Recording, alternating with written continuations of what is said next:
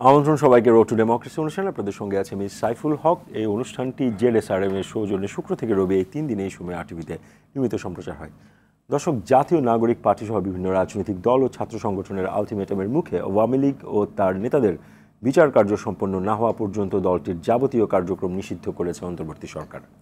Gazette প্রকাশের পরই দলটির নিবন্ধন বাতিলের বিষয়ে সিদ্ধান্ত হবে বলে জানিয়েছে সিইসি। একই সঙ্গে রাজনৈতিক দল তার অঙ্গ সংগঠন বা সমর্থক গোষ্ঠীকে শাস্তি প্রদানের ক্ষমতা দিয়ে ট্রাইব্যুনাল আইন সংশোধন করেছে সরকার। এর আগেও দেশে বিভিন্ন রাজনৈতিক দল এবং সংগঠনকে নিষিদ্ধ করা হলেও এবারই প্রথম কোনো দলকে নিষিদ্ধ না করে তাদের কার্যক্রম নিষিদ্ধ করা হয়েছে। কথিত আওয়ামী লীগ সরকারের শাসনামলে 2013 সালে সুপ্রিম কোর্ট জামায়াতের নিবন্ধন বাতিল করে এবং 2024 সালের 1 আগস্ট নির্বাহী আদেশে জামায়াত শিবিরকে নিষিদ্ধ করে প্রজ্ঞাপন জারি করেছিল। পরিবর্তিত পরিস্থিতিতে এখনও জামায়াতে ইসলাম তাদের নিবন্ধন ফেরত না পাওয়ায় ক্ষোভ প্রকাশ করেছে দলটি। বিলম্বে হলেও সরকার আওয়ামী লীগের কার্যক্রম বন্ধ রাখার সিদ্ধান্ত নেয় বিএনপি আনন্দিত বলে জানিয়েছে দলটির মহাসচিব মির্জা ফখরুল ইসলাম আলমগীর। তবে এই প্রক্রিয়ায় আওয়ামী লীগকে নিষিদ্ধ করায় ডিসেম্বরের মধ্যে নির্বাচন দাবি করা দলটি চাপে পড়তে পারে বলে মনে করছেন কেউ কেউ। এবং দর্শক, এমন প্রেক্ষাপটকে সামনে রেখে আজকে আমাদের আলোচনার বিষয় আওয়ামী লীগের কার্যক্রম নিষিদ্ধ, তারপরে কি। আর এই বিষয়ে আলোচনার জন্য আজ আমাদের সঙ্গে স্টুডিওতে রয়েছেন বিএনপির স্বনির্ভর বিষয়ক সহসম্পাদক সাবেক সংসদ সদস্য নীলুফার চৌধুরী মনি, রয়েছেন বাংলাদেশ ছাত্র ইউনিয়নের সাবেক সভাপতি শরীফুজ্জামান শরীফ, এবং আমাদের সঙ্গে আরও রয়েছেন জাতীয় নাগরিক পার্টির যুগ্ম আহ্বায়ক মুনিরা শারমিন। আপনাদের তিনজনকে স্বাগত। দর্শক, আপনিও চাইলে আমাদের সঙ্গে এই আলোচনায় অংশ নিতে পারেন। স্কলে দেখানো নম্বরে ফোন করে দিতে পারেন আপনার প্রতিক্রিয়া, জানাতে পারেন আপনার মতামত, প্রশ্ন রাখতে পারেন, লিখতে পারেন আমাদের ফেসবুকে। আমরা সরাসরি চলে যাচ্ছি মূল আলোচনায়। শুরু করতে চাই বাংলাদেশ ছাত্র ইউনিয়নের সাবেক সভাপতি শরীফুজ্জামান শরীফ, আপনাকে দিয়েই। যেমনটা আমাদের ভূমিকা আমরা বললাম যে আওয়ামী লীগের কার্যক্রম নিষিদ্ধ হয়েছে, এরপরে আসলে কি এই অনেকগুলো প্রশ্ন আছে। আমার প্রশ্নটা হচ্ছে নিষিদ্ধের ফলে আসলে কে জিতলো, কে হারলো? আপনাকে ধন্যবাদ, দর্শক শ্রোতাদেরকে ধন্যবাদ, আমার সাথে দুই আলোচককে শুভেচ্ছা। ইতিহাস কখনো থেমে যায় না, ইতিহাস ফিরে আসে। বাংলাদেশের রাজনীতির ইতিহাসে রাজনৈতিক দল এই পদ্ধতিতে প্রক্রিয়ায় নিষিদ্ধ করা, আবার তাদের মেইন স্ট্রিমে ফিরে আসার অসংখ্য ঘটনা আছে। একটা বাড়িতে যখন নৈশ প্রহরী থাকে, সেই বাড়ির একটা ডাবও যদি চুরি হয়, ওই প্রহরীকে তার জন্য জবাবদিহি করতে হয়। জুলাই আগস্টে বাংলাদেশে যে হত্যাযজ্ঞ ঘটেছে, সেই হত্যাযজ্ঞের সময় যারা ক্ষমতায় ছিলেন নিশ্চয়ই তারা তাদের দায় এড়াতে পারেন না, এবং সেই দায়টা অবশ্যই আওয়ামী লীগের কাঁধেই যাবে। তদন্ত বিচার প্রক্রিয়ার মধ্য দিয়ে ঠিক হবে এই ঘটনার সাথে শাসকদের কতটুকু ভূমিকা ছিল। তবে শুরুতে আওয়ামী লীগকে সন্দেহের বাইরে অথবা অভিযোগের বাইরে রাখা যায় না। সেই জায়গা থেকে রাজনৈতিক দলগুলোর প্রত্যাশার জায়গাটা ছিল আওয়ামী লীগের ইতিহাসের যে কলঙ্কিত যে ঘটনা, এই ঘটনাকে সামনে রেখে রাজনৈতিক দল হিসাবে এবং এই ঘটনাগুলোর সাথে ইন্ডিভিজুয়ালি যারা যুক্ত, প্রশাসন বলেন, পলিটিক্যাল ফিগার যারা বলেন, তাদেরকে আইনের মুখোমুখি দাঁড় করানো হবে। এটা প্রথম থেকেই মানুষের কাঙ্ক্ষিত ছিল, মানুষের চাহিদার মধ্যে ছিল। এবং গতকালকে যে সিদ্ধান্তটা নেওয়া হয়েছে, এই সিদ্ধান্তটা আমার যদি স্মৃতি ভুল না করে, আমি দেখতে পাই 5 সেপ্টেম্বর 2024 এই ধরনের একটা আলোচনা মন্ত্রিসভায় বা উপদেষ্টা পরিষদে এসেছিল। ঠিক সেই ঘটনাটি, সেই সিদ্ধান্তটি, সেই বক্তব্যটি আবার আমি গতকালকে দেখলাম। অর্থাৎ আজ থেকে 1 মাস, মানে 7 মাস 8 মাস আগে যে কাজটি আপনার করা উচিত ছিল, তখন সেই কাজটি না করে এতদিন অপেক্ষা করে কেন শুরু করলেন? এটি হলো একটি প্রশ্ন। দ্বিতীয় প্রশ্নটি হচ্ছে, যে পদ্ধতিতে আপনি এটিকে ইন্ট্রোডিউস করলেন, এটাকে আপনি কতদিন টিকিয়ে রাখতে পারবেন?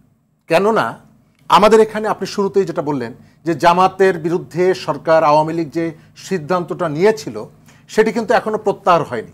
রাজনৈতিক পট পরিবর্তনের কারণে জামাত এখন ড্রাইভিং সিটে আছে, সরকারের বাইরে বা সরকারের মধ্যে সব থেকে প্রভাব তাদের বেশি, তারা কিন্তু তাদের কার্যক্রমটা চালাচ্ছে। এখন আজকেও অনেকগুলো দল বলেছে যে এই ধরনের একটা ভাইটাল সিদ্ধান্ত, যেটা শুরু করা উচিত ছিল আজ থেকে 8 মাস আগে 7 মাস আগে আপনি অতদিন না করে আজকে যেটা করলেন, এবং এই ধরনের একটা বড় সিদ্ধান্ত নেওয়ার ক্ষেত্রে আপনি রাজনৈতিক দলগুলোর সাথে কথা বললেন না। এর আগেও আমরা দেখেছি করিডোর ইস্যুতে একটা ইম্পর্টেন্ট বিষয় হওয়ার পরেও আপনি তো করেছেন একটা আইনের আওতায়, মানে আপনি তো একটা নির্বাহী আদেশে করেছেন, সেখানে রাজনৈতিক দলগুলোর সাথে কথা বলার অনিবার্যতাটা কেন আপনি মনে করছেন? আমি এই কারণে মনে করছি যে এটা খুব ইম্পর্টেন্ট একটা সিদ্ধান্ত গ্রহণ করেছেন আপনি, এবং আপনি এখানকার অনেকগুলো আপনি রাজনৈতিক দল যদি আমি বুঝে থাকি এই মুহূর্তে, জামায়াত, বিএনপি, এনসিপি, এদের মধ্যে কেউ কি ভেটো দিয়েছে? আজকে জামাতের আমির যিনি গতকালকে সমাবেশে উপস্থিত হয়ে তাদেরকে ধন্যবাদ জানিয়েছেন, আজকে তিনি স্টেটমেন্ট দিয়েছেন, কথা বলেছেন যে রাজনৈতিক দলগুলোর সাথে এই বিষয়ে কথা বলাটা উচিত ছিল, বললে ভালো হতো। আচ্ছা, বললে ভালো হতো। অর্থাৎ সরকার যে সিদ্ধান্তটা নিয়েছে, এই সিদ্ধান্তটা রাজনৈতিক দলগুলো চেয়েছিল অনেক আগে, আপনি সেটি শুরু করলেন 7-8 মাস পরে, এবং শুরু করার ভেতর থেকে আপনি যেটি বলেছেন যে এর সমাধানটা কি বা আলটিমেট রেজাল্টটা কি, আমি যেটা দেখতে পাচ্ছি এই পদ্ধতির মধ্য দিয়ে আপনি নির্বাহী আদেশে নিষিদ্ধ করার ভেতর থেকে আমার ধারণা এর ভেতরে কিন্তু অস্পষ্টতা আছে। কার্যক্রম নিষিদ্ধ, দল নিষিদ্ধ, দল নিষিদ্ধ না, কিন্তু আমাদের বিচার না হওয়া পর্যন্ত অস্পষ্টতা জায়গাটা কি, গতকালকে আইন উপদেষ্টা যেটা বলেছেন আওয়ামী লীগের নেতাদের বিচার না হওয়া পর্যন্ত। নেতা বলতে আসলে কোন পর্যায় পর্যন্ত আপনি যাবেন, এটি কিন্তু খুব ইম্পর্টেন্ট। যে আমি উপজেলা পর্যায়ের দপ্তর সম্পাদকও নেতা, আবার কেন্দ্রের সভাপতিও নেতা। তো একটা হতে পারে যে প্রেসিডিয়ামের সবার বিচার না হওয়া পর্যন্ত, অথবা উপজেলা পর্যায়ের সহ দপ্তর সম্পাদকের বিচার না হওয়া পর্যন্ত। স্পষ্টীকরণ দরকার আছে, এর সাথে টাইম কিন্তু একটা গুরুত্বপূর্ণ। এক শেষ জায়গাটা হচ্ছে যে আপনি এর ভেতর থেকে আমার ধারণা যে বাংলাদেশের নির্বাচনের পথে এগিয়ে যাওয়ার ধরন যে তাগিদটা আমরা অনুভব করছি এবং দাবিটা তুলছি, আপনি বিলম্বিত সিদ্ধান্ত গ্রহণ করার কারণে, সময়টাকে গুরুত্ব না দেওয়ার কারণে যে শুরুটা করলেন, যেটা 8 মাস আগে করা উচিত ছিল, এর ভেতর থেকে বাংলাদেশের পরবর্তী নির্বাচন আমার ধারণা একটা অনিশ্চয়তার মধ্যে চলে গেল, পিছিয়ে গেল। ধন্যবাদ। আমি এবারে আসতে চাই বিএনপির স্বনির্ভর বিষয়ক সহ সম্পাদক, সাবেক সংসদ সদস্য নীলুফার চৌধুরী মনি আপা।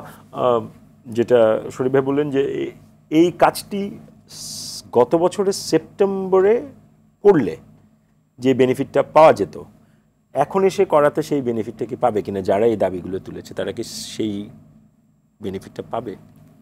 কারণ টাইমিংটা একটা গুরুত্বপূর্ণ ইস্যু। ধন্যবাদ আপনাকে, যারা শুনছেন আমার শুভেচ্ছা অভিনন্দন, আমার সহ আলোচক বৃন্দকে শুভেচ্ছা। দেখেন, এটা বলার আগে আমি বলতে চাই যে অনেকেই ওই ধরনের প্রশ্ন আসছে গতকালকে পরশু ওই মিছিল থেকে, ওখান থেকে, যে বিএনপি কেন আসে নাই, বিএনপিকে অনেক কিছু বলেছে। আমি শুধু বলতে চাই, আমাদের নেতা আজকে সালাউদ্দিন আহমেদ উনি কিন্তু ক্লিয়ার করেছেন, মহাসচিব ক্লিয়ার করেছেন যে এই চাওয়াটা কিন্তু বিএনপি ঠিক সেম উপায়ে 10ই ফেব্রুয়ারিতে সরকার প্রধানকে এই কথাটা বলেছে, 16ই ফেব্রুয়ারিতে আরেকবার রিমাইন্ড দিয়েছেন, এবং এটা বিভিন্ন সেমিনার সিম্পোজিয়ামে এটা আলোচনা করেছেন। তো সেই যে বলেন না যে সেই তো নথ খোসালি মিছামিছি লোক হাসালি, এই যে এই আন্দোলনটা, এই 3-4 দিন 5 দিনের আন্দোলনটার কোনো দরকার ছিল না। যেখানে বলা আছে যে বিচার, আন্তর্জাতিক ট্রাইব্যুনাল বিচার শেষ না হওয়া পর্যন্ত তাদের কার্যকলাপ নিষিদ্ধ থাকবে তাদের। হ্যাঁ, তো এটা তো সিম্পল বিষয়, এটা তো যে কেউ বলে দিলেই পারতো। এই আসিফ নজরুল সাহেব এই কথাটা 3 দিন 4 দিন আগে বললে তো এই ছেলে মেয়েদের এই কষ্টগুলো করতে হতো না, কিংবা বিভিন্ন জনকে ডাকতে হতো না। তো এই যে ডাকাটার কারণটা কি? দেখেন, যে বলেন না যে আকাশে ধূমকেতু উঠলো, রাজা মৃত্যুবরণ করলো। এখানে একটু প্রশ্ন আছে।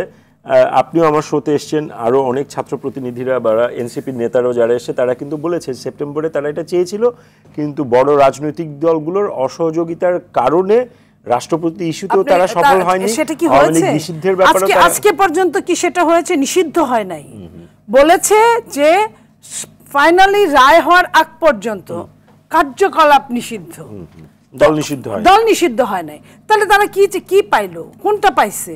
যেখানে যা ছিল, কয় না যে গ্রামে একটা কথা কয়, সুতিলে ঠ্যাং পইতে নেই যায়, আপনি যেদিকেই ঘুমাবেন উল্টা পাশে আপনার পা যাবে। তো এটা তো এরকমই একটা ঘটনা ঘটলো, এটা তো কোনো আনসার আসলো না। এই আনসারটা আগেও ছিল, যেমন আওয়ামী লীগ কি আপনার আন্দোলন করছে, আওয়ামী লীগ কি সরাসরি গিয়ে কোনো মিছিল করছে, হঠাৎ একটা ছটিকা মিছিল চুপি সারে, এটা অনেকেই করে, তো 5 জন 10 জন এরকম। তা আপনার তো কোনোখানে আওয়ামী লীগ যায় নাই, কোনোখানে বাখরা নেয় নাই, কোনোখানে আপনার নাই, নো হায়ার, সেখানে আবার নায়ের মধ্যে আপনি এটা করলেন কেন? আমি যদি বলি সরকার তড়িঘড়ি করে এই কাজটা করালো, রাষ্ট্রপতি চলে গেল, সাবেক রাষ্ট্রপতিকে যেভাবেই হোক সরকার তাকে চলে যেতে দিয়েছে, এক্সিট দিয়েছে, পালিয়ে যেতে দিয়েছে। তো পালিয়ে যেতে দিয়ে যখন এটার আনসার সে করতে পারছে না সরকার, সেটাকে ধামাচাপা দেওয়ার জন্য এই ছেলেগুলাকে নামাইলো। পাইছে মাগনা জিনিস, মাগন কামলা, 2টা খাওয়া দিলেই, 2টা পানি, ঠান্ডা পানির ঝাপটা দিলেই তারা থাকে। এটা দিয়ে তো কোনো কিছু আসে নাই। আপনি বলেন যে মাঝখানে কি হলো, রাষ্ট্রপতি গেল কেন, কিভাবে গেল, কার সহযোগিতায় গেল, সেটা কিন্তু ধামাচাপা পড়ে গেল। শোনেন, ওইসব কমিটি, তদন্ত কমিটির কথা বললেন না ভাই বাংলাদেশে। এরপরে আপনার সেই রাষ্ট্রপতি ধামাচাপার সঙ্গে আইভিকে জড়িত করা হলো 9 মাস। যে মানুষটা 9 মাস বাসায় আছে, এমন তো না যে মামলা খাইছে কালকে পরশু দিন বা তার আগের দিন, পরের দিনে অ্যারেস্ট করছে। এই যে তাকে একটা অ্যারেস্ট নাটক করলো, 2 দিন এইখানে, 3 দিন এইখানে, কি যমুনা টু শাহবাগ, শাহবাগ টু যমুনা নাটকটা হলো। শরীফ ভাই যেটা বললো, এর সাথে উনি একটা আশঙ্কা করছেন নির্বাচনের যে দাবিটা, এটাতে আমি যাচ্ছি, আমি এটাতে যাচ্ছি। আপনার এটাতে আগে আমি কিভাবে বলবো যদি আমি আগের কথা না বলতে পারি? শরীফ ভাইয়ের আমি তো একদল করি না। এখন আপনার মনে করেন যে এই যে বড় বড় ফ্যাক্টরগুলোকে ধামাচাপা দেওয়ার জন্য যে সরকার এই কাজ করছে, তাহলে যাহা হাসিনা তাহাই ইউনুস। শেখ হাসিনা কিন্তু এরকম একটা ইস্যুকে ঢাকার জন্য আরেকটা ইস্যুকে নিয়ে আসতো, আরেকটা ইস্যুকে ঢাকার জন্য আরেকটা ইস্যুকে নিয়ে আসতো। এটার মধ্যে গতকাল রাতের যে নাটক, এর মধ্যে কিছুই নাই সারমর্ম। যেখানে ছিল ওইখানেই আছে। আপনার দল তো নিষিদ্ধ হয় না, এটাই তো বিএনপি বলেছে যে এটা আইনের মাধ্যমে, এটা জনগণের মাধ্যমে নিষিদ্ধ করতে হবে, এটা কোনো সরকার এবং অনির্বাচিত সরকার নিষিদ্ধ করতে পারবে না, পারে নাই। তারা বলেছে যে পর্যন্ত আপনার রায় না হবে, ফাইনাল রায় কবে হবে অতদিন পর্যন্ত আপনার মামলা থাকলে তো আমরাও কোর্ট কাছারিতে যাই, এটা কোনো ব্যাপার না। তাইলে এইটার সঙ্গে আপনার নির্বাচন যেটা শরীফ সাহেব বললো, এখন আসি এই কথায়, এই যে মিছিলগুলা করালো, সঙ্গে জামাত যোগ দিল, ইসলামিক কিছু দলকে নিয়ে আসলো, সে এনে যে লোকজনের একটা রিহার্সেল হলো, রিহার্সেলে এটাই বোঝানো যে আগামী নির্বাচনটাকে স্থগিত করার জন্য, নির্বাচনটাকে পিছিয়ে নেওয়ার জন্য আবার এরকম করা হতে পারে, এইভাবে নির্বাচনটা অনিশ্চিত করা হতে পারে, এইভাবে নির্বাচন এমনিই তো অনিশ্চিত হয়ে গেল অনেকটা, তারপরে আরো অনিশ্চিত করার জন্য এই সেম ক্যাটাগরিটা অ্যাপ্লাই করার জন্য এই কাজগুলা তারা করতে পারে। এই কাজগুলা করার জন্যই এই আপনার এই ঘটনাগুলা ঘটছে। নইলে আপনার মনে করেন ছাত্ররা আন্দোলন করলো, ছাত্রদের বয়স কম, তারা করছে, তাদের ইমিউনিটি বেশি, সেই এত ইমিউনিটি থাকার পরেও কিন্তু সরকার কিন্তু তাদেরকে ঠান্ডা পানির বাতাস খাওয়ালো, তাদের কিন্তু ভালো মতো রাখার চেষ্টা করলো। তো তারা তাদের করলো, কিন্তু একই সাথে আমি যদি দেখি অনেক ডাক্তাররা আন্দোলন করছে, শিক্ষকরা না খেতে পাওয়া শিক্ষকরা আন্দোলন করছে, আপনার কি বলে নার্সরা আন্দোলন করছে, তারা কিন্তু এইসব পায় না, এত আদর পায় না। এই যে আদর আপ্যায়ন, পক্ষান্তরে দেখা গেল কি সরকারেরই নিজস্ব চাহিদাটা ছাত্রদের মাধ্যমে এবং জামাতের মাধ্যমে পূরণ করলো। কিন্তু আমার কথাটা সেই পূরণটা তো সরকার আগেও করতে পারতো, কেন করলো না? এই যে ইস্যুটাকে চাপা দিতে হবে। আমার একটা প্রশ্ন, ওইখানে ওই জায়গায় অনেক রকমের স্লোগান হয়েছে, কিন্তু একটা স্লোগান এরকম ছিল, তুমি কে আমি কে রাজাকার রাজাকার। 10 মাস পরে এই স্লোগানটা হয়ে গেল গোলাম আজমের বাংলাদেশে আওয়ামী লীগের ঠাঁই। এটা কি আপনি মনে করেন আমরা কোন বাংলাদেশে আছি? আমি আজকে আপনার ওইখানে এসে আমি ধন্যবাদ দিতে যাই আপনার উপদেষ্টা মাহফুজকে, যদিও সে সাহসিকতা রাখতে পারে না, সে মুছে ফেলেছে, কিন্তু সে লিখতে পেরেছে। এই লিখতে পারার জন্য আমি নাকি কাউকে কখনো ধন্যবাদ দিই না, আজকে আমি আপনার মাধ্যমে ধন্যবাদ দিলাম মাহফুজকে যে সাহসিকতার জন্য। লিখেছে, পরে হয়তো হতে পারে যে কোনো চাপেই হোক, লিখেছে তো, শিখছে তো। এই যে গোলাম আজমের বাংলাদেশে, আমি একজন প্রয়াত মানুষকে ছোট করতে চাই না, কিন্তু তার কার্যকলাপকে তো অবশ্যই ছোট করতে হয় যদি আমি বাংলাদেশকে মানি। তো আমি তো কোনো রাজাকারের নাম দিয়ে রাজাকারের ওখানে মুক্তিযোদ্ধার ঠাঁই নাই, এটা তো হতে পারে না। আমি আমি আমি ৭১-এর আওয়ামী লীগের কথা যদি বলি, ৭১-এর আওয়ামী লীগের একটা ভূমিকা ছিল, ৬৫-এর আওয়ামী লীগের একটা ভূমিকা ছিল, ৫২-এর আওয়ামী লীগের একটা ভূমিকা ছিল। আজকের আওয়ামী লীগ নিয়ে আপনি যা খুশি তাই বলেন, কিন্তু আপনি সেই দিনের ওই কথাটা আপনি কেন নিয়ে আসলেন এখানে? তার মানে কি এখানে অনেক রকম কাহিনী চলছে, নাটক চলছে, সিনেমা চলছে, যাত্রা চলছে। আমি একটু এনসিপির যিনি আমাদের আলোচক রয়েছেন মনিরা শারমিন, আপনি তো শুনলেন মোটামুটি আপনাদের দুজন সহ আলোচকের কথাই, যেটি নীলুফার আপা বলার চেষ্টা করলেন যে এই যে একটি স্লোগান এসছে, যদিও আলোচনার পরিধি আরও বিস্তৃত, কিন্তু আমি স্লোগানটা নিয়ে আপনার রিয়াকশনটা একটু শুনি। আচ্ছা, আমি স্লোগানের কথায় একটু পরে আসছি। প্রথমে আমি দর্শক শ্রোতাদের ধন্যবাদ জানাতে চাই, আপনাদের অসংখ্য ধন্যবাদ, আমাদের সহ আলোচক যারা আমার সাথে উপস্থিত আছেন তাদের শুভেচ্ছা। দেখুন, প্রথমে আমি স্লোগানের বিষয়ে একটু পরে আসি, আমি আসলে একটু প্রথম থেকে আসতে চাই। সেটা হচ্ছে যে দল হিসেবে আওয়ামী লীগ নিষিদ্ধ, এই প্রভিশনটা তো ছিল না এর আগে, কিন্তু সেটা হচ্ছে এবার মানে ট্রাইব্যুনালের সংশোধনের পরে এবং হচ্ছে সন্ত্রাস বিরোধী আইনের সংশোধনের পরে এটা এখন সম্ভব হবে। এটা একটা খুবই ইতিবাচক ব্যাপার। এবং দেখেন, দল হিসেবে নিষিদ্ধ এইটার যে ডিমেরিটসটা, এটা তো আমরা এতদিন দেখেছি। তো সেই জায়গা থেকে আমরা যেটা মনে করি যে এই দল হিসেবে নিষিদ্ধ না করে যে নির্বাহী ক্ষমতায় যে দলের যে কর্মকাণ্ড নিষিদ্ধ করা, এটা অবশ্যই আমরা অ্যাপ্রিসিয়েট করি। এবং এই জায়গাতে একটা গুরুত্বপূর্ণ ব্যাপার যে এই এখন মানে কি এটা আগের মতো যে না, এটার কারণটা একটু বলি। যে এতদিন যেরকম হয়ে আসছে যে সে কি বলে আওয়ামী লীগের যারা নেতাকর্মী তারা হলো ঝটিকা মিছিল করছিল, তারপরে তারা গুপ্ত হামলা চালাচ্ছিল। তো সেই জায়গা থেকে এখন সেই জায়গায় এটার কারণে বন্ধ হয়ে যাবে এরকম। হ্যাঁ, এটা অবশ্যই দেখেন, এতদিন যখন তারা একটা তাদের সভা সমাবেশ করার একটা মিছিল করার একটা কিন্তু নাগরিক হিসেবে তাদের কিন্তু এই অধিকারটা ছিল। তো সেই জায়গা থেকে যতই আপনি বলেন যে তারা গণহত্যার দায়ে অভিযুক্ত, কিন্তু তারপরেও কিন্তু আপনি তার সাংবিধানিক যে অধিকার, যে এই নিষিদ্ধকরণের ফলে তারা আসলে এগুলো আর করতে পারবে না, এটা করতে পারবে না। প্রথমত এটা করতে পারার কথা না, কারণ এটার একটা আইনি ভিত্তি দাঁড়িয়ে গেছে, যেহেতু এটা নির্বাহী ক্ষমতা বলে নিষিদ্ধ করা হয়েছে। এতদিন কোনো আইনি ভিত্তি ছিল না। তো সেই জায়গা থেকে এখন এবং তাদের গ্রেপ্তার করলে যে মানবাধিকার আইনে তাদের যে একটা মায়াকান্নার একটা জায়গা ছিল, সেটা কিন্তু এখন আর থাকবে না। তো সেই জায়গা থেকে, এবং দেখেন এটা বিএনপির পক্ষ থেকে এটা খুব টেরিবল জেনারেলাইজেশন কিনা আমি আবারও প্রশ্নটা আপনাকে করি। মানে রাজনীতি ঠিক খুব থিওরিটিক্যাল না, এটার মধ্যে একটা পলিটিক্যাল কনসাসনেসের জায়গা থাকে এবং হচ্ছে আপনার কনসেনসাসের জায়গা থাকে। আমি যেটি বলছি সেটি হচ্ছে এই সময়টা সরকার সেপ্টেম্বরেও কিন্তু এরকম একটা মুহূর্ত, এবং তখন এনসিপি গঠিত হয়নি, যারা বৈষম্য বিরোধী ছাত্র আন্দোলন, যারা জুলাইয়ের এই আন্দোলনের নেতৃত্ব দিয়েছে তাদের পক্ষ থেকে জোরালো দাবি ছিল। তখন সেটি সরকার করলে আরও বরং যেসব আপনার ঝটিকা মিছিল হয়েছে আপনার যুক্তি অনুযায়ী সেগুলো হতো না। তো সরকার সেই সময়টি কেন নিল? কারণ ইট টেকস অলমোস্ট 72 আওয়ার্স, 72 ঘন্টার মধ্যে কিন্তু সব সম্পন্ন করা গেছে। একদমই, এবং এটা তো একটা সামষ্টিক ব্যর্থতা, এটা রাজনৈতিক ব্যর্থতা বলে আমি মনে করি। কারণ দেখেন, আওয়ামী লীগ, আমি যদি বলি 5 আগস্টের পরে আওয়ামী লীগ বাংলাদেশের রাজনীতি করতে পারবে কি পারবে না, সেটার তো আসলে কোনো প্রাসঙ্গিকতা নেই, এবং এটার রায় কিন্তু ছাত্র জনতা 5 তারিখেই দিয়ে দিয়েছে।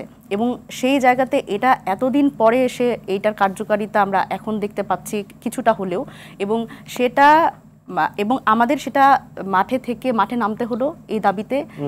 এটা তো খুবই, এটা আমি বলবো এটা রাজনৈতিক ব্যর্থতা এবং দুঃখজনক। আমাদের মাঠে আওয়ামী লীগের কার্যক্রম নিষিদ্ধের দাবিতে এবং ইসিতে মানে নির্বাচন কমিশনে আওয়ামী লীগের নৌকা মার্কা থাকবে কিনা সেটার জন্য আমাদের মাঠে নেমে আসলে দাবি করতে হলো, এটা তো খুবই দুঃখজনক। এবং এটা আমি মনে করি যে সকল রাজনৈতিক দলের পক্ষ থেকে সেটা আমি মনে করি না যে খুব সহযোগিতা ছিল। সেটা 5 সেপ্টেম্বরে হলে অবশ্যই ভালো হতো, কিন্তু সেটা আসলে সকলের রাজনৈতিক সদিচ্ছা ছিল কিনা সেটা কিন্তু একটা প্রশ্ন করে। আর স্লোগানের বিষয়ে আপনার রিঅ্যাকশন? আচ্ছা, এবার স্লোগানের বিষয়ে আসি। দেখেন, প্রথমত যেই আমাদের আন্দোলনটা যেভাবে করে হয়েছিল সেটা হচ্ছে আমরা বিভিন্ন রাজনৈতিক দল এবং বিভিন্ন রাজনৈতিক এবং সামাজিক সংগঠনগুলো কিন্তু আমাদের সাথে এই আন্দোলনে আমাদের হাসনাত আবদুল্লাহর ডাকে তারা হচ্ছে এখানে এসেছিল, এবং পুরো আন্দোলনে আসলে সব সময় আসলে আলাদা আলাদাভাবে কিন্তু সার্কেল করে করে তারা আন্দোলন করছিল। সুতরাং এখানে এমন না যে আসলে এটা এনসিপির পক্ষ থেকে, আপনার কাছে কেমন? অবশ্যই এই স্লোগান দেওয়া মানে আসলে এই আন্দোলনটাকে ভিন্ন পথে প্রবাহিত করা এবং একটা বিতর্ক তৈরি করা, এটা আমরা কোনোভাবেই সমর্থনযোগ্য না। এবং এই জায়গাতে এই ধরনের একটা আমি যদি বলি সার্বজনীন আন্দোলনে আপনাদের দলের পক্ষ থেকে কোনো স্টেটমেন্ট কি দেওয়া হয়েছে এই স্লোগানটার বা এই ধরনের বিষয়কে আমরা কন্ডেম করি? না, দেখেন, এটা আমরা একদম সাথে সাথেই কিন্তু যখন এই স্লোগানটা হচ্ছিল, আমরা কিন্তু সাথে সাথেই যখন ঘটনাস্থলে ছিলাম আমরা কিন্তু এই স্লোগান বন্ধ করেছি। কারণ দেখেন, একটা যদি আন্দোলনের কথা বলেন, তখন আসলে পুরো আন্দোলনের কন্ট্রোলটা যখন অনেক ধরনের মতের পথের মানুষ থাকে, স্বাভাবিকভাবে কিন্তু আসলে এটা আমাদের কন্ট্রোলে থাকতে হবে না। আরেকটি প্রশ্ন একটু আমি করতে চাই। তথ্য উপদেষ্টা উনি একটি পোস্ট দিয়েছেন, পোস্টটি নিশ্চয়ই আপনি দেখেছেন, আমরা সবাই দেখেছি। সেই পোস্টে আবার উনি সরিয়ে আমি যদিও চেক করিনি উনি সরিয়েছেন কিনা, তবে আপা যেহেতু বলছেন সরিয়েছেন, তো সেই পোস্টে কিন্তু আরেকটা কিন্তু রাজনৈতিক একটা সিদ্ধান্তের বিষয় আছে। উনি কিন্তু ৭১-এর মুক্তিযুদ্ধের সময় যারা এই ধরনের মানবতা বিরোধী অপরাধ করেছেন তাদের বিশেষ করে জামাতকে ইঙ্গিত করে ক্ষমা চাওয়ার বিষয়টি বলেছেন। সেটি আসলে আপনি মুছে ফেলতে হলো কেন, কি মনে হয় আপনার? দেখুন, উনি বলতে পারবে, কিন্তু তারপর আমরা তো অন্যের বিষয় নিয়ে কমেন্ট করি, সেই কারণে জিজ্ঞেস করছি। দেখেন, আমি যদি বলি মানে আওয়ামী লীগের এখনকার যেই কারণে আপনি আওয়ামী লীগকে নিষিদ্ধ করছেন এবং মানে তার যে গণহত্যার কথা আমরা বারবার করে বলছি, যে কারণে আওয়ামী লীগের এবং দোসরদের সমস্ত কার্যক্রম নিষিদ্ধ করার কথা বলছি, দেখেন এইখানে কিন্তু জামাত ইসলাম তাদের ৭১-এর তাদের ভূমিকা কিন্তু যথেষ্ট প্রশ্নবিদ্ধ এবং এর কারণে কিন্তু তারা ক্ষমা চায়নি, অথবা আমি যদি বলি তাদের অবস্থান এখনো পরিষ্কার করেনি। তারা এড়িয়ে বিভিন্নভাবে তাদের আসলে অবস্থানটা তারা এড়িয়ে বিভিন্নভাবে করে তাদের আসলে এই প্রসঙ্গটা তারা ভিন্নভাবে রাজনৈতিক ভুল নানান মোড়কে আসলে তারা আনতে চান। এখানে আমি মনে করি যে এই জায়গাতে আমি যদি বলি যে এই জায়গায় আপনারা কি এরকম সেম দাবি করবেন কিনা আওয়ামী লীগ নিষিদ্ধের ব্যাপারে যে ধরনের আপনাদের দাবি? দেখেন, এখানে আসলে যারা ৭১-এর প্রথমত এখানে একটা ক্ষমা চাওয়ার বিষয় আছে এটা, এবং তাদের অবস্থান পরিষ্কার করার বিষয় আছে। এবং আমি যদি বলি যে আসলে শাহবাগের কথা যেই কারণে বলা হয় যে মানে আওয়ামী লীগের যুদ্ধ অপরাধের এই বিচারটাকে একটা জাস্টিসের ডিমান্ডকে যেভাবে করে আসলে একটা ফ্যাসিবাদে পরিণত করা হয়েছে, এবং সেখানে আসলে যারা অভিযুক্ত ছিল সেই অভিযুক্তরা যারা দণ্ডপ্রাপ্ত তারা মারা গেছেন, ফাঁসি হয়েছে, এবং কেউ বার্ধক্যজনিত কারণে মারা গেছেন। তো সেই জায়গা থেকে এর মাধ্যমে কিন্তু তাদের একটা কাফফারা হয়েছে। এবং ২৪-এর আন্দোলনে আমি যদি বলি, এটা আমরা সবসময় বলি এটা প্রজন্মগত ফাইট। দেখেন, আপনি যদি বলেন যে ছাত্র শিবির এবং জামাতের অনেক মানুষই কিন্তু এই ২৪-এর অভ্যুত্থানে তারা কিন্তু সক্রিয় অংশগ্রহণ করেছে, সুতরাং তাদের একটা কাফফারা হয়ে গেছে। কিন্তু অবশ্যই বাংলাদেশে রাজনীতি করার কারো অধিকার থাকবে না ৭১-কে বাদ দিয়ে বা ৭১-কে প্রশ্নবিদ্ধ করে। ধন্যবাদ মনিরা, আপনি খুব স্পষ্ট আপনার অবস্থান পরিষ্কার করেছেন। শরীফ ভাই, আমরা বিরতিতে যাবো একটু পরে, কিন্তু তার আগে একটু শুনতে চাই আপনার কাছ থেকে, আওয়ামী লীগের আসলে এতে করে কোনো কি মাত্রার ক্ষতি হলো বা আদৌ ক্ষতি হলো কিনা? ধন্যবাদ। আমরা কিন্তু ব্যাখ্যাটা করছি নিজের, আমার লেন্স থেকেই তো করব না, অবস্থান থেকে এক একজন হাতিটাকে এক একভাবে দেখছি। আওয়ামী লীগ কিন্তু নিষিদ্ধ হয়নি, আওয়ামী লীগের কার্যক্রম নিষিদ্ধ হয়েছে, অর্থাৎ তার একটা টাইমলাইন আছে, একটা টাইমলাইন আছে। এবং যে প্রেক্ষাপটের কথা বলা হচ্ছে, আওয়ামী লীগ গত ৭-৮ মাস জয় বাংলা স্লোগানটা উচ্চারণ করার পরেও তাদেরকে কিন্তু ধরে নিয়ে যাওয়া হচ্ছে। ৫ই আগস্টের আগ পর্যন্ত হাজার মানুষের হত্যাকাণ্ডের জন্য আমি আওয়ামী লীগকে দায়ী করব, তার বিচার চাইব। কিন্তু ৫ই আগস্টের পরে আওয়ামী লীগ নিজের জীবন নিয়েই তটস্থ। সে কোথাও কোনো নাশকতা সহিংসতা করেছে এটা আমার কাছে মনে হয় না। ঠিক এই মুহূর্তে আপনি যদি সোশ্যাল মিডিয়ায় কিন্তু মানুষ করেছে যে ৫ আগস্টের পরে আওয়ামী লীগের এরকম বড় বড় নেতাকর্মীরা কিভাবে দেশ ত্যাগ করলেন, সেই দায় থেকে আওয়ামী লীগের না সরকারের। এই মুহূর্তে যদি সোশ্যাল মিডিয়া দেখেন, এই মুহূর্তে শাহবাগ থানায় হামলা হচ্ছে, শাহবাগে অবরোধ করে আছে জুলাই আহতরা, পুলিশ তাদেরকে সেখান থেকে সরিয়ে দেওয়ার চেষ্টা করেছিল, তারা তাড়িয়ে পুলিশকে পিটিয়ে থানার ভিতরে ঢুকে পেটাচ্ছে পুলিশকে। আপনি সোশ্যাল মিডিয়ায় দেখবেন একটু আগে। অর্থাৎ আমাদের এখানে, এবং এই যে আমাদের একজন উপদেষ্টা তিনি একটা কথা বলেছেন, গত ৭-৮ মাস রাষ্ট্র যে মবকে প্রমোট করেছে, রাষ্ট্র যে মবকে নীরব থেকে সর্বান্ত অবস্থার দিকে নিয়ে গেছে, সেই মবের আক্রমণের শিকার হচ্ছেন একজন উপদেষ্টা। এখন সোশ্যাল মিডিয়ায় দেখেন, ঢাকা বিশ্ববিদ্যালয়ের কয়েকজন ছাত্রনেতা তারা সোশ্যাল মিডিয়ায় তারা সমাবেশ করে উপদেশটাকে তুই তুকারি, এই দেশটা তোর বাবার না, ইত্যাদি ইত্যাদি ভাষায় তাকে আক্রমণ করছে। অর্থাৎ আপনি যদি কারোর জন্য কুয়া খোঁড়েন, সেই কুয়াতে আপনি একসময় না একসময় আপনাকে পড়তে হবে। আমাদের পলিটিক্সে আওয়ামী লীগের এই যে অপরাধের বিচার আমি যেমন চাই, একই সাথে আমার মাথার মধ্যে মাঝে মাঝে একটা প্রশ্ন আসে, 5ই আগস্টের পর পাকিস্তানের শাহবাজ শরীফ একটা কথা বলেছিল যে পাকিস্তান ভাঙার জন্য শেখ মুজিব তার পরিণতি ভোগ করছে। বাংলাদেশের মানুষের কাছে আপনাকে মেসেজটা ক্লিয়ার হতে হবে যে আমরা কোনো রাজনৈতিক ঘটনার প্রতিশোধ নিচ্ছি না, কিন্তু যে ঘটনাগুলোর পরম্পরায় এখানে ঘটনা ঘটে চলছে, আপনি জাতীয় সঙ্গীত গাইতে দেবেন না, আপনি শাহবাগে এসে বলবেন এই বাংলা নিজামীর বাংলা, এই বাংলা গোলাম আজমের বাংলা, অবশ্যই মানুষ আপনাকে প্রশ্ন করবে। দুলা ভাই, ইঞ্জিন ঠিক না থাকলে গাড়ির যেমন কোনো ভরসা নাই, ভালো রড না হইলে বাড়ির কোনো ভরসা নাই, দুইটাই বিপজ্জনক। তো কোন রড কিনবো? কেন জেড সারেন 25 বছরের পথ চলায় নিরাপদে রাখার প্রত্যয়ে। আবার যেতে চাই সংসদ সদস্য, সাবেক সংসদ সদস্য নীলুফার চৌধুরী মনি আপা, ধরে নিচে আপনি হয়ে যাচ্ছেন, সেই কারণে হয়তো সংসদ সদস্য বলছি। যাই হোক, যে আলোচনায় আমরা ছিলাম যে আওয়ামী লীগের আসলে এতে লাভ না ক্ষতি হলো, রাজনীতির তো একটা আলোচনা আমরা শুনলাম, বাংলাদেশের রাজনীতি কি লাভ? আমি আসলে বলতে চাই আওয়ামী লীগের তো লাভই হলো, কারণ আওয়ামী লীগ বের হতে পারতো না, মিছিল করতে পারতো না। যারা এটা করলেন তারা আওয়ামী লীগের পক্ষান্তরে উপকার করলেন অনেক বড়। 1 নাম্বার উপকার করেছিলেন, 32 নাম্বার ভেঙে খান খান করে বুলডোজার চালিয়ে সমস্ত পৃথিবীতে আওয়ামী লীগ একটা সিম্পেথি পেয়েছে। আবার এটাকে কেন্দ্র করে এটা কিন্তু কিছুই হয় না, আওয়ামী লীগ যেমন ছিল তেমনই আছে এটা, কিন্তু এটাকে নিয়ে সারা বিশ্ব বিভিন্ন পত্র পত্রিকায় সমস্ত বিশ্বে লিখবে। এত বছরের দাপট খাটানো, 2024-এ যে কিনা 100 জন ক্ষমতাধর ব্যক্তির একজন ছিলেন, তার 2025-এ এসে এই অবস্থা যে তার দলটাকে ভেঙে খান খান করে দিল। কারণ ডালপালার তো শেষ নাই, যদিও তার সে যে অশুভন যে নোংরামো করেছেন সমস্ত বাংলাদেশের মানুষের সাথে, তার শাস্তি হওয়া দরকার। শাস্তি তো আসলে হলো না, দুঃখটা এই জায়গায় যারা সরকারে থাকলো তারা শাস্তি দিতে পারলো না। একজন প্রধানমন্ত্রী তখন চলে গেল, ঠিক আছে, সেটা না হয় আমি ধরে নিলাম যে হাজারো মানুষের প্রাণ বাঁচানোর অর্থেই তাকে পালিয়ে যেতে সুবিধা করে দেওয়া হলো, কিন্তু তারপরে 3 মাস 4 মাস 6 মাসে যে এই 600 700 800 হাই প্রোফাইলের মানুষগুলোকে আমরা অ্যারেস্ট হওয়া পর্যন্ত দেখলাম, কিন্তু পরবর্তীতেই দেখলাম পরের দিনই যে সবশেষ সাবেক রাষ্ট্রপতিকে যখন আর থাকলোটা কি। এবং এই যে ডেভিল হান্ট নামে যেটা, যে ডেভিল হান্ট নামে যেটা বানালো, সেখানে কোনো ডেভিল পাওয়া গেল না, ডেভিলের নাতি পুতি বা তার চেয়েও ছোট ছোট ছোট ছোট পিঁপড়া সমলোকদেরকে অ্যারেস্ট করা হলো। আর ডেভিলরা কিন্তু দুর্দান্ত প্রতাপে ঘুরছে।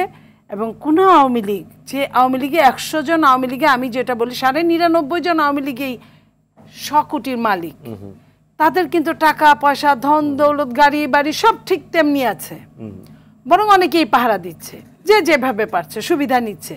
তা এই যে জিনিসগুলো হলো, এটা আমি মনে করি যারা করলো তারা ওই যে এমনিই বাংলাদেশের তো বিভিন্ন জায়গায় বলে সোশ্যাল মিডিয়াতে ইদানিং ঘোরাঘুরি করছে যে রিফাইন আওয়ামী লীগের যে সম্ভাবনাটা ছিল সেটাও নষ্ট হয়ে গেল। কারণ এর ফলে যেটা হলো, শেখ হাসিনার হাতেই বা তার পরিবারের হাতেই এই দলের ক্ষমতাটা শেষ পর্যন্ত থেকে না, আমি এটা মনে করি না। কারণ রিফাইন আওয়ামী লীগ যাদের নামগুলো আসছে তারা সবাই কিন্তু নষ্ট হয়ে যায় নাই, তাদের অনেকেই কিন্তু এমন হয়েছে যে রিমান্ড চলাকালীন অবস্থায় তাদেরকে কিন্তু জামিন দেওয়া হয়েছে, নাকি রিমান্ড চলাকালীন, এবং তারা দিব্যি আছে।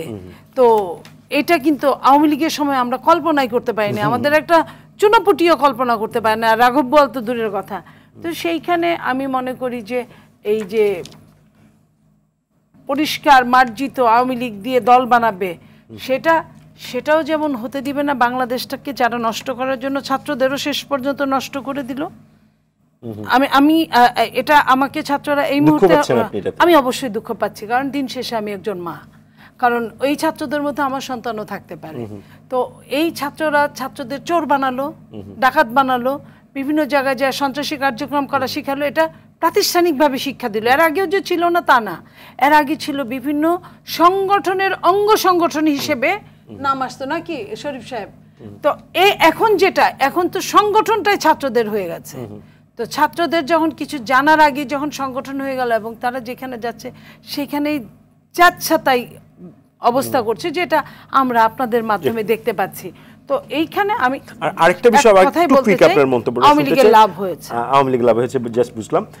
আজকে আইন উপদেষ্টা একটা জিনিস বলেছেন যে সংবিধান যে এর আগে এনসিপির আহ্বায়ক নাহিদ ইসলাম বলেছেন যে আসলে সংবিধান নতুন করে না লিখে আসলে যে আমরা যে সংস্কারের কথা বলছি এগুলো দিন শেষে আসলে কোনো কাজে আসবে না। তারপরে আমরা দেখলাম আইন উপদেষ্টা আজকে বলছেন যে সংবিধান নতুন করে লিখতে হোক, সংস্কার করতে হোক, প্রায় 2-3 বছরের মতো সময় লেগে যেতে পারে। এবং এর মধ্যে উনি আরেকটা প্রভিশনের কথা বলেছেন, সেটি হচ্ছে সংসদটি হবে সেটি সংবিধান সংসদ। আমি যদিও এটা পুরোপুরি বুঝতে পারিনি। তার মানে হচ্ছে এই পুরো জিনিসটার মধ্যে আপনারা আসলে আপনাদের টেক হোমটা কি বুঝতে পারছেন? আমাদের টেক হোমটা এমন, আমরা তো এটা বুঝেই তো আপনারা আমরা আন্দোলন নির্বাচনের দাবিও জানাতে পারছেন। আমরা তো এটা জেনেই নির্বাচনের কথা বলছি, কারণ আমরা সকালে সূর্য দেখলে বোঝা যায় দিনটা কেমন যাবে। তাদের অবস্থা দেখেই বোঝা গিয়েছে তারা আস্তে আস্তে এই ধরনের কথা বলবে, এরপরে আর কি ধরনের কথা বলবে। এবং এদের পিছনে আসলে শক্তিটা কারা? এদের পিছনে যারা শক্তি তারা এই দেশটাকে কখনোই কোনো শক্তিশালী কারো হাতে রাখতে চাচ্ছেন না, কারণ এই দেশ নিয়ে ভৌগোলিকভাবে অনেক কিছু করার আছে, অনেক কিছু হচ্ছে, অনেক কিছু হবে। আপনি দেখেন যে একটা করিডোর যারা দিতেই পারে না, যে সরকার দেওয়ার প্রশ্নই আসে না, একটা ইলেকটেড সরকারও দিতে পারে না এককভাবে, বিভিন্ন রাজনৈতিক দলের সাথে। এইখানেই তো প্রশ্নটা, আপনি সরকার দেয় নাই এটা যেমন সত্যি, সরকার কিছুটা দিয়েছে এটাও তেমন সত্যি। কারণ আমি কার কথা ধরবো? আমি তো আপনার কথা ধরবো না, আমি ধরবো পররাষ্ট্র উপদেষ্টা যে কথা বলবে, উনি হচ্ছেন সংশ্লিষ্টতার কথা শুনবো। উনি যখন বলেছেন এটা দেওয়া প্রায় হয়ে গেছে, পাশাপাশি যখন প্রধান উপদেষ্টার প্রেস সচিব বলছেন যে না এটা হয় নাই, আমি তো তার কথা বিশ্বাস করবো না, আমলে নিব আমি। তারপরে যখন বলছে প্রতিরক্ষা উপদেষ্টা বলছে যে এটা আলোচনা এরকম চলছে বাট হয় নাই, তা আমি তো মাঝখানে প্রথমে যিনি বলছেন আমি সেই তার কথাই বলবো। এবং এটাও কিন্তু একটা কারণ, এই যে আন্দোলনগুলো, এই যে ঠান্ডা পানি খাওয়া আন্দোলনগুলো, এই আন্দোলনের কিন্তু মেন কারণটা চট্টগ্রামে, এটাই মনে হচ্ছে। ধন্যবাদ। মনিরা সাহেব, আপনার কাছে আসতে চাই, সেটি হচ্ছে আপনাদের একজন সমালোচক বলেছেন যে রাজনৈতিক দলগুলোর সাথে উনি উদ্ধৃত করেছেন জামায়াতের আমিরের বক্তব্যকে, যে উনি যদিও আপনাদের সাথে একাত্মতা প্রকাশ করেছেন, শাহবাগে ছিলেন, কিন্তু উনার স্পিরিটটাও হচ্ছে রাজনৈতিক দলগুলোর সাথে আলোচনা করে এটা নিলে আরো ভালো হতো। আপনারা সেটা মনে করেন কিনা? দেখুন, অবশ্যই আমরা সবসময়ই বলে আসছি যে যেই 5 আগস্টের পরে কিন্তু এই অন্তর্বর্তীকালীন সরকার যতবার আসলে বিভিন্ন রাজনৈতিক দলকে নিয়ে বসেছে, এটা কিন্তু এই নজিরবিহীন। অন্যান্য যে কোনো সময়ের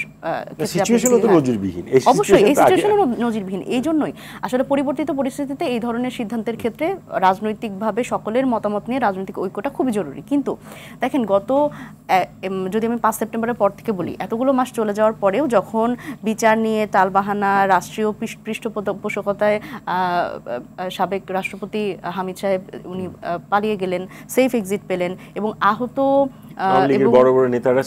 এক্স্যাক্টলি আওয়ামী লীগের বড় বড় নেতারা সেফ এক্সিট পেলেন, এবং জুলাইয়ের শহীদ পরিবার এবং আহত তারা আসলে নিরাপত্তাহীনতায় ভুগছে এবং তারা মামলা করতে পারছে না থানায় গিয়ে। তো সেই জায়গাতে, এবং বিচার বিভাগও যদি আপনি দেখেন যে যেই স্বজনপ্রীতির মাধ্যমে যেই ধরনের বিচারক নিয়োগ হয়েছে, সুতরাং এখানে তো আমাদের খুবই একটা অভরসার জায়গা তৈরি হয়েছিল। এবং সেটার জন্য কিন্তু এটা আমি বলবো একটা রাজনৈতিক ব্যর্থতা, যে আমাদের এই আওয়ামী লীগ 5 আগস্ট পরবর্তী সময় আওয়ামী লীগ নিষিদ্ধ বা আওয়ামী লীগের কার্যক্রম নিষিদ্ধের জন্য আমাদের রাস্তায় নেমে আন্দোলনের মাধ্যমে এই ধরনের একটা বিষয় আনতে হলো। এই বিষয়ে আপনারা সরকারের, যদি আপনি সরকারকে স্কোর করেন, আপনি নাখোশ, মানে বি পেল সরকার। না, অবশ্যই। এবং এখানে তো আরেকটা বিষয় দেখেন, এই যে একটু আগে মনি আপা বলছিলেন যে সালাউদ্দিন সাহেব অলরেডি বলেছেন যে এই কথাগুলো তো আমরা অনেক আগেই বলেছি সরকারকে, আমরা আরও আগেই বলেছি এবং সভা সিম্পোজিয়াম এগুলোতে বলেছি। এবং আলটিমেটলি, এবং এখানে আমার এই আলোচনার মধ্যে আমার আসলে আমি রিয়েলি সরি টু সে, আমার খালি মনে হচ্ছে কি যে আওয়ামী লীগ বোধহয় তেমন কিছুই করেনি, এবং এই আলোচনাটা আমার কাছে খুব মনে হচ্ছে যে আওয়ামী লীগ তেমন কিছু করেনি, এবং আওয়ামী লীগের নিষিদ্ধ কার্যক্রম নিষিদ্ধের ক্ষেত্রে এভাবে দেখা যায় কিনা যে আওয়ামী লীগ এত কিছুই করেছে যে এটা আসলে সেপ্টেম্বরে হওয়ার কথা, সেইটা আপনি এত পরে করলেন, সেই কারণে আপনি বরং প্রশ্ন তোলার উচিত। তবে আমাদের পক্ষ থেকে দেখেন, গত 3 দিন আন্দোলন করার পরে আমরা যেই এটা একটা বিজয় হিসেবে দেখছি, প্রাথমিক বিজয়, এখনো কিন্তু পুরোপুরি এতগুলো রক্তের উপর দিয়ে যাওয়ার পরে যে জিনিসটা আপনার আসলে সেপ্টেম্বরে আপনি লেজিট ওয়েতে পান, সেটার জন্য আপনাকে আবার শাহবাগে যেতে হলো। তো সেটা আপনার কাছে অবাক করা লাগে না? অবশ্যই অবাক করে, এবং আমি তো বলছি এটা একটা সামষ্টিক ব্যর্থতার জায়গা। এবং এখানে একটা ব্যাপার যে সভা সিম্পোজিয়ামে আসলে বললেই কিন্তু আসলে ব্যাপারগুলো হয়ে যায় না। শাহবাগে আমি কেন যাব এই প্রশ্নটাও কিন্তু অনেক প্রশ্নের উদ্রেক করে। দেখেন মানে বিএনপির সেই কর্মীটা জানে যে আসলে একদম তৃণমূল পর্যায়ে যার উপরে গুপ্ত হামলা হচ্ছে, যে মার খাচ্ছে, এবং আমাদের হাসনাত আব্দুল্লাহর উপরেও কিন্তু আসলে একটা হামলা হয়েছে। সুতরাং আমরা যারা আন্দোলন করেছি তারা কিন্তু আমরা খুব ভালো করে জানি যে আমাদের উপরে আসলে খড়গহস্ত হতে পারে আওয়ামী লীগের পক্ষ থেকে। সেই জায়গা থেকে তো আমাদের একটা নিরাপত্তাহীনতা, এবং জুলাই আন্দোলনে যারা আহত শহীদ পরিবার তাদের উপরেও কিন্তু নানান ধরনের হুমকির মধ্যে তারা পড়ছে। সুতরাং এই জায়গায় তো রাজনৈতিকভাবে একমত হতে না পারা এত দিনেও সেটা তো একটা রাজনৈতিক ব্যর্থতা। এবং আপনি যদি সবকিছু আমি বলবো এটা সরকারেরও ব্যর্থতা, সরকার বি গ্রেড পেলো, আমি যেটা বললাম সেটাও যেরকম সত্যি, এবং সেখানে রাজনৈতিক দলগুলো সি পেলো অবশ্যই। কারণ সভা সিম্পোজিয়ামে আপনি এসির মধ্যে বসে যে কথাগুলো বলছেন, আমরা গত 3 দিন মানে বৃষ্টিতে ভিজে গরমে 40 ডিগ্রিতে আমরা আন্দোলন করে সেটা আনলাম, সেটা তো রাজনৈতিক ব্যর্থতা। এটা আপনারা বলেন না কেন? মনে আপা খুব 1 মিনিট নিয়ে আমি এটা বলতে চাই যে আমরা যে কথাটা এটা আপনাদের দলের পক্ষ থেকে বলা হয়েছে শাহবাগে কেন যাব, সরকার যদি আমাদের হয়, ঠিক আছে, সরকার যদি আমাদের হয়, বিএনপি একটা অনেক বড় দল, বিএনপি কেন আন্দোলন করবে? সরকারকে বললে সরকার তো সেটাই করলো। সরকার কি চাইলো? বিএনপি যে সরকারের চেয়ে অনেক ভাবে প্রটোকলে বিএনপি অনেক নেতারা আছে, অনেক সিনিয়র, একদম সরি টু সে, সরকারের কাছে যেটা বললেই হয় সেটা সরকার কি আন্দোলন করে 40 ডিগ্রি ফারেনহাইটে বিএনপির দাঁড় করায় সরকার লিখে দিবে নাকি? এটা কি ওরকম যে ওই যে জমিদারের মতো যে এটা যে তুমি আমার কাছে চাও যে শুধু বিঘা 2 ছিলাম ওর ভুই, এরকম নাকি কিছু?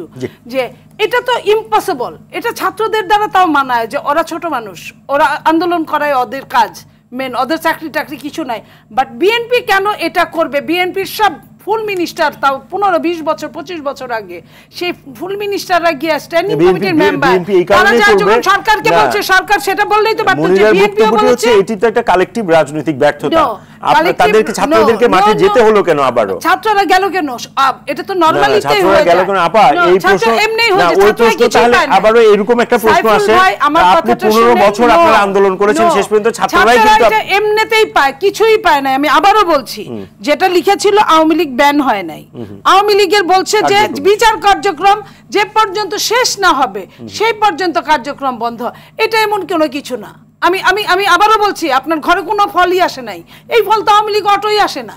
আওয়ামী লীগ কোথায়, আপনার কোনখানে কি করে? সরি ভাই, হ্যাঁ, পয়েন্ট অফ অর্ডার উনি বলেছেন, এখন বলেন। আচ্ছা, আমি আমার জায়গা থেকে যেটা বলি, না বারবার যেটা আপা বলার চেষ্টা করছেন, নীলুফার মনি আপা যেটা বলার চেষ্টা করছেন যে আসলে এটি কোনো কিছুই হয়নি, এটি কি আপনি মনে করেন? প্রথম জায়গাটা, আওয়ামী লীগ যে অপরাধ করেছে সেই অপরাধের অবশ্যই তার বিচার হতে হবে, এবং এই অপরাধ সেটি নিয়ে তো আলোচনা হচ্ছে না, সেটি মোটামুটি আমি আসছি আর কি। আমরা সবাই যদি একমত হই যে আওয়ামী লীগকে ক্ষমা করে দিলেন, কিন্তু এই যে শহীদ পরিবার যারা নির্যাতিত হয়েছে তারা ক্ষমা করেনি, তারা ক্ষমা করবে না। আওয়ামী লীগকে আইনের মুখোমুখি দাঁড় করানোর জন্য রাষ্ট্রের যে উদ্যোগটা থাকা দরকার ছিল, আন্তরিকতা থাকা দরকার ছিল, রাষ্ট্র যথাযথ সময়ে সেই আন্তরিকতা দেখায়নি। তারা আপোষ করেছে, তারা এটিকে নিয়ে রাজনীতি করেছে, একবার সিদ্ধান্ত নিয়েছে, আবার সিদ্ধান্ত থেকে সরে এসেছে। এই যে গতকালকে সিদ্ধান্ত, এই সিদ্ধান্ত নিয়ে এই মুহূর্তে এসে যখন রাষ্ট্রের মধ্যে সরকার তার রাষ্ট্র পরিচালনার ক্ষেত্রে একেবারে একটা লেজে গোবরে অবস্থা করে ফেলছে, আমাদের সীমান্ত আমরা দেখতে পাচ্ছি যে আক্রান্ত হচ্ছে, আমাদের চট্টগ্রাম বন্দরের মতন স্পর্শকাতর জায়গাটা বিদেশিদের হাতে দেওয়া হচ্ছে, এই মুহূর্তে সরকার এই কাজটা আবার নতুন করে শুরু করতে গিয়ে আমি যেটা দেখতে পাচ্ছি, নির্বাচনের পথে দেশকে এগিয়ে নিয়ে যাওয়ার জন্য যে ধরনের উদ্যোগটা থাকা দরকার ছিল, রাষ্ট্র সেখান থেকে সরে গেছে। মিছিল থেকে পরিষ্কার বলা হয়েছে যে কোনো ঠুনকো নির্বাচনের জন্য আমরা গণ অভ্যুত্থান করে ঠুনকো নির্বাচন হতে দেওয়া হবে না। অর্থাৎ যেটা বোঝা যাচ্ছে যে একটা এই আন্দোলনের পেছনে নির্বাচনকে বিলম্বিত করার একটা চেষ্টা আছে। আমাদের এই আপনি গত 3-4 দিনের এই 3-4 দিনের আন্দোলন, ওকে, আমি পরিষ্কার দেখতে পাচ্ছি যে সরকার গাছের উপরেরটাও খেতে চাইছে, নিচেরটাও কুড়াতে চাইছে। সাবেক রাষ্ট্রপতি আব্দুল হামিদ তিনি বিমানবন্দর থেকে চলে গেলেন, তার পাসপোর্ট তিনি 8 মাস 9 মাস থাকলো, সরকার কি জানে না যে তার এই পাসপোর্ট আছে? একটা ঘটনার ভেতর থেকে আপনি কি শিক্ষা গ্রহণ করবেন না? এর আগে আওয়ামী লীগের যারা বিভিন্ন জায়গায় পালিয়েছিল তারা সবাই চলে গেছে, তার ভেতর থেকে আপনার কি কোনো শিক্ষা হবে না? আপনি শিক্ষা হয়নি। আপনি পুনর্বাসনের কথা বলছেন, শেখ হাসিনার সময়ে 4টি দেশের রাষ্ট্রদূত, 4টি দেশের রাষ্ট্রদূত, তিনি এই সরকারের সময় মন্ত্রীর পদমর্যাদায় রিহ্যাবিলিট হয়নি গত কয়েকদিন আগে? এগুলো নিয়ে আলোচনা হচ্ছে না? আমি দেখতে পাচ্ছি আমাদের প্রধান উপদেষ্টা গত কয়েকদিন আগে কোরবানির চামড়া নিয়ে কি করা হবে উনি বলেছেন, কিন্তু এই যে করিডোরের মতন গুরুত্বপূর্ণ ইস্যু, যে ইস্যুর সাথে আমার স্বাধীনতার সার্বভৌমত্ব জড়িত, সেই বিষয়ে তার প্রেস সেক্রেটারির বক্তব্য আমরা শুনছি, তার স্পেশাল অ্যাসিস্ট্যান্টের বক্তব্য আমরা শুনছি। আমি তো তার কাছ থেকে বক্তব্য শুনতে চাই, কারণ তাকে বিশ্বাস করে আস্থা নিয়ে ওই জায়গাটা বসিয়েছি। তিনি তো আমার দেশের অভিভাবক, তিনি এই ধরনের স্পর্শকাতর বিষয়গুলোতে কেন কথা বলছেন? আমি শেষ করে দিই এই জায়গাটায়। আমি এই যে আলোচনার ডাবাডোলের মধ্যে আমি দেখতে পাচ্ছি সরকারের ভুল সিদ্ধান্তগুলো আওয়ামী লীগকে আরো সুযোগ করে দিচ্ছে। এই সিদ্ধান্ত আওয়ামী লীগের প্রতি আপনি তাকে নিষিদ্ধ করে রাখেন, চেপে ধরে রাখেন। একজন ছাত্রনেতা আক্রান্ত হয়েছে বলেছেন, 12 জন মিলে এসে আক্রমণ করেছে, তার জন্য আপনি গাজীপুর থেকে শতাধিক মানুষকে গ্রেপ্তার করেছেন। যাই করেন না কেন, এই সিদ্ধান্তগুলো তাদের প্রতি, পতিত পরাজিত স্বৈরাচারের প্রতি সিম্প্যাথি তৈরি করে দিচ্ছে। সরকারের ভুল সিদ্ধান্ত। এখানে আমি মনির আপনার কাছ থেকে একটু শুনতে চাই যে দুটো বিষয় একটু খুব সংক্ষেপে বলবেন। একটু হচ্ছে এই পুরো জিনিসের ভেতরে আমাদের সহ-আলোচকরা নির্বাচন পেছানোর একটা স্পষ্ট রোডম্যাপ দেখতে পাচ্ছেন, নির্বাচনের রোডম্যাপ না, নির্বাচন পেছানোর রোডম্যাপ। এটি নিয়ে আপনার কমেন্টটা শুনতে চাই। আর শরীফ ভাই যেগুলো বললো আমি আর বললাম না, আপনি একটু রেসপন্ড করেন। দেখেন, প্রথমত এটাই আমি বললাম যে আসলে এখানে মানে আওয়ামী লীগের প্রতি আজকের আলোচনা হওয়ার কথা ছিল আসলে যে এটা কিভাবে আরো ভালোভাবে এক্সিকিউট করা যায়। আমি আপনার সাথে ডিফার করি, আমি বলি এটি এই আলোচনারই তো আমরা করছি, এর পরে আসলে কি ভালোভাবে এক্সিকিউট করার দায়িত্ব আমরা 4 জন নিলে হবে না, এটা তো রাষ্ট্র থেকে নিয়ে নিয়েছে। অবশ্যই এটা তো পর্যবেক্ষণের বিষয়, আমরা তো পর্যবেক্ষণ করছি, উই উইল অবজার্ভ। সেটাই বলছি, এই আলোচনার ভেতরে নির্বাচন একটা বড় দল, বিএনপির মতো একটি দল বলছে যে নির্বাচন পেছানোর ওনারা এক ধরনের ইয়া পাচ্ছে, সেটা আপনারা মনে করেন? অবশ্যই অবশ্যই। শোনেন, দেখেন এখানে তো আসলে আমরা যাই বলি, আমরা সংস্কারের কথা বললেও বিএনপি নির্বাচন পেছানোর পায়তারা মনে করেন, আমরা আজকে আওয়ামী লীগের বিচারের কথা বললেও হচ্ছে নির্বাচন পেছানোর পায়তারা মনে করেন। এটা তো নতুন কিছু না, এটা একদমই স্বতঃসিদ্ধ বিষয় হয়ে গেছে। তো এটা এই বিষয়ে আমি আসলে কোনো মন্তব্য করতে চাই না। ঘটনা হচ্ছে যে আমরা যখন বলি যে সংস্কার, একটা অভ্যুত্থান পরবর্তী বাংলাদেশের সংস্কারটা প্রয়োজন এবং সংস্কারের রোডম্যাপ দেন, তখন তারা কিছু বলেন না। যখন আমরা বলি আওয়ামী লীগের বিচারের প্রশ্নে আপনারা একমত হন, আপনারা আসেন আমাদের সাথে বা আপনারা সহযোগিতা করেন, আপনারা সরকারের সাথে কথা বলেন, তখন ওনারা এটা আসেন না, নীরব। তো সেই জায়গা থেকে আমি মনে করি যে আসলে এই আগামী যেই নির্বাচনের কথা যে বলা হচ্ছে, যে আন্দোলনের কথা বলছেন যে আমাদের কাজই নাকি আন্দোলন করা। দেখেন, বিএনপি তাহলে কথায় কথায় শুধু নির্বাচনের জন্য আন্দোলন করতে চান, আর কোনো কিছুর জন্য কি আন্দোলন করার নাই বাংলাদেশে? বাংলাদেশে তো কেন এই যে নির্বাচন, একটা সুন্দর নির্বাচন, সুষ্ঠু নির্বাচন হতে গেলে যে মৌলিক সংস্কারের মধ্যে দিয়ে যেতে হবে, যেই সেম পুলিশ, সেম প্রশাসন এবং যেই সেম ইলেকশন কমিশন, সেগুলো সংস্কার কেন তারা যাচ্ছে না? তারাও তো চান সুষ্ঠু নির্বাচনের কথা, তারা কেন এটার জন্য আন্দোলন করছে না? এটার জন্য কেন সব জায়গায় বলছেন না? শুধু কেন নির্বাচন একটা দল হতে হবে? এবং এই জায়গাতে বড় দল হিসেবে বিএনপির পক্ষ থেকে কিন্তু আমরা শিখতে চাই এবং আমরা কিন্তু আরো অ্যাকোমোডেটিভ আচরণ প্রত্যাশা করি, কারণ আমরা নতুন একটা দল, আমাদের 3 মাসেরও বয়স আমাদের দল। আমরা কিন্তু বড় দলগুলোর পক্ষ থেকে আসলে এই ধরনের আন্তরিকতা এবং দেখেন অভ্যুত্থান পরবর্তী সময়ে আমরা চাই যে আওয়ামী লীগের রেজিমে 15 বছরে যেই ধরনের যে ঐক্য আমরা পাইনি এবং ভিন্ন মত আমরা বরদাস্ত করতে দেখিনি, ভিন্ন মত হলেই আমরা দমনপীড়ন দেখেছি এবং সবসময় একটা একদলীয় একটা বিষয় একটা এস্টাবলিশ করার ব্যাপার, আমরা কিন্তু এটা আর চাই না। এবং এই রাজনৈতিক অপসংস্কৃতি থেকে আমরা তখনই বের হতে পারবো যখন আমাদের সকল রাজনৈতিক দলগুলোর সদিচ্ছা থাকবে এবং আন্তরিকতা থাকবে। আপনার আমি আর প্রশ্ন করলাম না, ও যা বলেছে কিছু হলে আপনারা চান নির্বাচন, কিছু হলে বিএনপি সংস্কার চায় না। কে বলেছে? বিএনপি তো সংস্কার 31 দফা তো 2.5 বছর 3 বছর আগের দেওয়া, সেটা নিয়ে সারা বাংলাদেশ কাজ চলছে।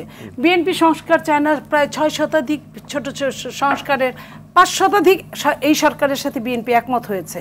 72-73টা নিয়ে আংশিক এবং কোনোটা পূর্ণাঙ্গ দ্বিমত আছে, সেটা নিয়ে আলোচনা হচ্ছে। এবং বিএনপি বলছে বারবার, এটাই কেন বুঝে না তারা, যে সংস্কার চলুক, সংস্কারও চলবে, নির্বাচনও চলবে, সব কিছু চলবে। এবং এই সংস্কার সফলতা আসতে আপনার নির্বাচিত সরকারকে লাগবে, নইলে হবে না, সংস্কার ইমপ্লিমেন্ট করতে পারবে না। তো বিএনপির এই কথাটা তো তারা শুনে না। সেকেন্ড থিং, আপনার বিএনপি সংস্কার নিয়ে যে কথাগুলো যেটা বলে সেটা সব কিছুই তাদের টু দ্য পয়েন্ট শুনতে হবে এমন তো না। 9 মাসে কয়টা সংস্কার একদম সফলতার মুখ দেখেছে আপনি বলেন তো, অথচ 9 মাসে চাইলে অনেকগুলো সংস্কার করে ফেলা যেত যদি আপনার ইলেকশন করার সঠিক টাইমে আপনার ইচ্ছা থাকতো। আপনার ইচ্ছাই তো নাই নির্বাচন করার, আপনি তো বিভিন্ন কারণে বিভিন্নভাবে বুঝাচ্ছেন। আপনি বিদেশিদের সাথে কথা বলছেন যখন বলেন বাংলাদেশের মানুষ আমাকে চায়, আপনি বিভিন্ন জায়গায় লুক সেট করে রাখছেন যে কিয়ামত থেকে কিয়ামত পর্যন্ত তাকেই চাই, এরকম করে বলার জন্য হুজুরদের রাখছেন, আবার আপনার কিছু কিছু ইসলামিক দলদের রাখছেন, কিছু ছাত্রদের রাখছেন।